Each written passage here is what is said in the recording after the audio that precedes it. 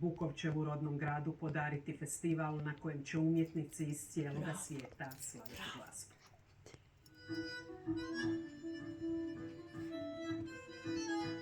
Mirna cavtatska večer u zagrljaju argentinskog tanga. Gala program otvorenja 16. Epidaurus festivala na prepunoj taraci Vile Banac.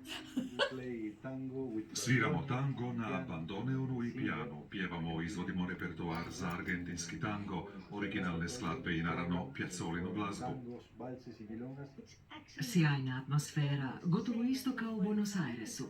4. put sudjelujemo na Epidaurus festivalu. Ovo je najbolja lokacija do sad. Međunarodni festival glazbe i umjetnosti već 16 godina u Cavtat dovodi vrhunske izvođače iz cijeloga svijeta. Nisu stali ni u kriznim godinama, financijski osobito teškim za kulturu. Možda su se ljudi u tom nekom otuđivanju i senzibilizirali za onu pravu vrijednost što umjetnost probudi u nama i zapravo za humanizam.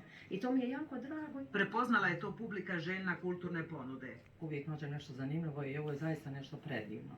Ne samo za Cavtat, ne samo za Konavle, nego i za sve one naše goste koji dolaze tu. Znači mi puno da Cavtat ima neke sadržaje gdje mi ovako možemo izaći to je zadovoljstvo i za dušu i za razmišljenja i lepota, tako da bravo za organizaciju. Izložbe, koncerti, predavanje posvećeno Vlahu Bukovcu, donacija violine, dio je programa 16. Epidaurus festivala koji traje do 18. rujna. La luna chapoteando sobre el fango y a lo lejos la voz